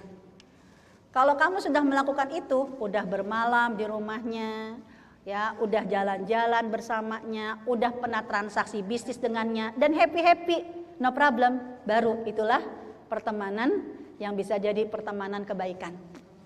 Tapi akhirnya gara-gara, aduh ini kita taklim kayaknya sekali-kali kek jalan-jalan, ya biar kita tambah akrab, no problem. Tapi ingat, Jangan sampai gara-gara habis jalan-jalan, taklim bubar. Taklim jadi ribut. Kenapa? Baru ketahuan Bu, yang lemot banget, ya kan? Udah jam segini nih. Ya, iya tak dulu, sebentar lagi di jalan. Nungguin 10 menit, 15 menit. Kan bisa jadi mukanya daripada berubah tuh. Ya kan? Belum lagi yang makanannya bisa jadi kan? Ya udah kan? Ya, belum lagi kan makanannya. Ya Allah, giliran kan ayolah kita kepengen berbagi kan, kita keluarin makanan kita. Ya, giliran dia. Jangan nggak dikeluarin. Coba ketahuan karakternya, pelitnya, ketahuan lemotnya, ya, ketahuan pilih-pilih kasihnya. Kira-kira besok ketika taklim makin hangat atau makin dingin? Berarti apa? Ada yang nggak beres. Jadi kalau mau ada taklim mau ada rihla, mau ada jalan-jalan dari awal ingatkan, ini ujian. Jangan sampai habis jalan-jalan berantakan. Kemudian apa lagi? Ya, melawan kemalasan. Ayo segera cari lingkungan baru. Lingkungan baru yang bisa menyemangati. Karena almar'u ala dini khalili. Seseorang itu tergantung dari temannya, ya, dari lingkungannya. Kalau udah males, langsung cari orang-orang yang bisa memberikan transfer semangat sama kita. Orang-orang baik itu rohnya bisa, energi positifnya tuh nyamber ke orang lain. Ya. Itu saya ngerasain ketika penelitian ini ketemu dengan kiai, itu rohnya beda-beda. Ya, ada yang nggak pakai ngomong, tapi begitu saya masuk ke rumahnya, saya wawancara, dia bilang sebentar saya mohon izin dulu ya. Dia berwudu, kemudian dia membaca salawat, dia baca al-fatihah. Itu berasa banget, auranya tuh beda, jangan? Ya, dengan yang kita kunjungi, ya macam-macam kan. Jadi dia bilang ini Pak Kiai itu nggak terkenal, Pak Kiai nggak pernah ada di YouTube, Pak Kiai kayaknya, tapi Allah rezekikan saya, kenapa saya harus datang ke Pak Kiai ya? Ternyata apa? Bunda Mirna, Masya Allah, ya kan? Anda kalau mengajar tafsir bisa jadi kan Anda hanya mendapatkan sanad ilmu formal, ya karena saya kan kuliahnya gitu kan, dapat dari ijazahnya. Ya, tapi kalau saya ketika mengajar tafsir, mengajar fikih, ternyata dia nggak cuma dapat ijazah formal dari kuliah, tapi dia pun mendapatkan ijazah keguruan. Jadi maksudnya sanad guru. Jadi apa yang saya ajari, misalnya tafsir Ibnu Katsir, jadi itu nyambung. Dia dapat dari guru, langsung ke Ibnu Katsir. Ya, sampai saya nggak boleh wawancara dulu sebelum kamu baca dulu kitabnya, karena model nyambungnya sanad apa yang dia ucapkan guru kepada murid, murid ke murid lagi kan kata-katanya harus sama. Nah kata-kata yang sama itu dari tulisan kitabnya, ya walaupun cuma 2 alinea, ya kan? Ya, kan ada yang nanya sama saya, berarti kamu udah dapat sanad guru dong, cuma 2 alinea, bukan 1 kitab. Tapi ternyata rohnya beda banget. Oh, ya. Dan dia apa ya? Penampilannya biasa. Sampai saya lihat dalam literaturnya, literatur biografinya, yang buku Latahzan, Dr. Aid Al-Qarni, itu teman sebangkunya. Ya, jadi dia juara 1, ya Said Al-Qarni. Kalau Pak Kiai ini Soleh Rahmani itu juara kedua. Ya, jadi waktu dia cerita waktu ke Jakarta, Said Al-Qarni singgah ke rumah saya. Dia bilang, Pak Kiai nggak pernah ada di YouTube, nggak pernah ada di medsos, tapi ketemu aja tuh kayaknya kita udah berasa ruhnya. Nah ini, jadi ayo kita cari lingkungan yang dia nggak ngomong apa-apa, lingkungan itu mungkin tidak kenal sama kita, tapi kita berasa ada energi positif. Nah, itu untuk memberikan semangat kepada kita. Apalagi melawan kemalasan. Ayo jaga pola makan dan minum. Ya, sebab ya gara-gara makan dan minum, kalau tidak hanya masalah kualitas tapi masalah terkontaminasi atau tidak dengan yang haram, ngeri. Boro-boro ya kita mau semangat dalam beribadah, ada kalanya ibadah kita pun, doa kita pun nggak ngefek, nggak dikabulkan sama Allah, nggak diterima. Jadi kalau kita mau mengevaluasi, ya Allah kenapa ya doa saya sampai hari ini kok belum dikabulkan? Ya Allah kenapa ya kok saya kayaknya seperti ini? Banyak sekali hal-hal yang musibah ya, yang tidak baik terjadi kepada kita. Evaluasi diri kita sendiri, pakai cermin. Ya, kira-kira dari ujung kepala sampai ujung kaki kita ada nggak ya sesuatu yang haram? Dan yang haram itu bisa jadi dari makan dan minum, karena ada hadisnya dari Rasulullah, innallaha thayyib la yaqbalu illa thayyiban. Allah itu baik dan nggak nerima kecuali yang baik-baik. Buktinya apa? Ada seorang hamba, dia lagi musafir, dia berdoa mengangkat tangan. Artinya adab-adab doa itu udah dia penuhi, bahkan di depan Rasulullah. Tapi apa kata Rasulullah? Allah tidak menerima doa haram ini. Ya nggak diterima doanya. Kenapa? Mata'amuhu haram. Dia makan makanan yang haram. Wa masyrabuhu haram. Dia minum minuman yang haram. Bagaimana mungkin dikabulkan doanya? Kalau Allah tidak mengabulkan doa, berarti kan Allah tidak memberikan keberkahan. Kalau Allah jauh dari kita, otomatis yang dekat sama kita setan. Karena setan yang pertama kali membuat Nabi Adam itu akhirnya berbuat maksiat kan gara-gara setan godaannya apa? Memakan buah khuldi. Nah, jadi mager kita bisa jadi salah makan. Ya, salah makan jadi sakit atau salah makan jadi males. Ya. Dan jangan lupa melawan kemalasan apa? Sholat. Ya, sholat itu menjadi senjata orang beriman. Karena sholat ini berarti kita lagi ngadu sama Allah. Ya, sholat ini akan memberikan energi positif kita kepada ya dari Allah Subhanahu Wa Taala. Ya, karena salah satu dari manfaat sholat yang ngefek nih, manfaat sholat yang ngefek, Ibu bisa lihat dalam surat Al-Mu'minun. Surat Al-Mu'minun di sebentar. Surat 23. Jadi sholat kita ngefek atau enggak ngefek, lihat aja. Ya Allah.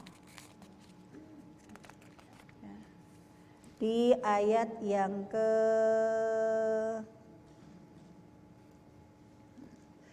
di ayat yang ketiga. Ya. Jadi ngefek atau tidak ngefeknya sholat kita membuat kita jadi terhindar dari kemalasan, ya, terhindar dari hal-hal yang tidak berguna.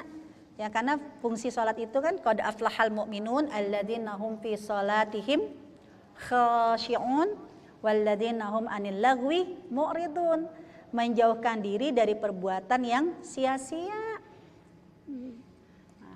Jadi orang yang sholat, salah satu mengusir sifat kemalasannya, dia sudah punya sensitif, ini manfaat atau nggak manfaat. Kalau nabrak aja, berarti ada yang nggak beres dari sholatnya. Sibukkan kita dengan kebaikan. Jadi kalau kita alhamdulillah sibuk dengan kebaikan, ya Allah, kok cepet banget ya. Ya, tapi kan semua orang pasti 24 jam. Tapi dia menghabiskan dengan berbuat baik atau menghabiskan dengan berbuat tidak baik, itu kan tergantung pilihan masing-masing. Kalau kita diberikan kesibukan berbuat baik, berarti Allah percaya sama kita. Jadi ibu kalau dipercaya sama Allah, pasti Allah sibukkan ibu dengan kebaikan-kebaikan. Ya, dengan ibadah-ibadah yang rasanya ya Allah waktunya kurang. Ya Allah habis banyak banget kerjaan sini. Ya. Tapi kalau kita ternyata menghabiskan waktu sampai sore dengan hal-hal yang sia-sia, yang nggak bermanfaat, berarti Allah sudah memalingkan wajah dari kita. Na'udzubillah min dzalik. Jadi bersyukur yang disibukkan sama Allah. Ya, berarti Allah masih percaya. Nah, terakhir, ini adalah ikhtiar. Tetap kita menginginkan doa dari Allah. Doanya pun ya yang sering dibaca, diminta sama Rasul, dibaca di pagi dan sore hari. Allahumma inni a'udzubika minal ajzi wal kasal wal jubni. Nah, ini banyak hadis. Ya, saya tambahkan. Ya, wal jubni wal haram wa a'udzubika minal fitnatil mahya wal mamat wa a'udzubika min adzabil qabr. Ya, aku berlindung dari lemah, males, penakut, ya, melakukan hal yang sia-sia, ya, berlindung dari fitnah ujian hidup dan mati, dan juga dari azab kubur. Kan ada juga Allahumma inni a'udzubika minal jubni wal bukhl wa minal ajzi wal kasal wa minal jubni wal bukhl wa min ghalabatid dain wa qahrir rijal. Itu banyak sekali doa-doanya, karena memang Rasulullah menginginkan variasi yang banyak agar variasi doa kamu terhindar dari kemalasan dari berbagai macam penjuru. Ya, moga-moga Allah berikan perlindungan kepada kita semua. Ya, kita selalu dijaga keistiqomahannya. Baik, wallahu a'lam bishawab. Dari saya cukup sekian. Assalamualaikum warahmatullahi wabarakatuh.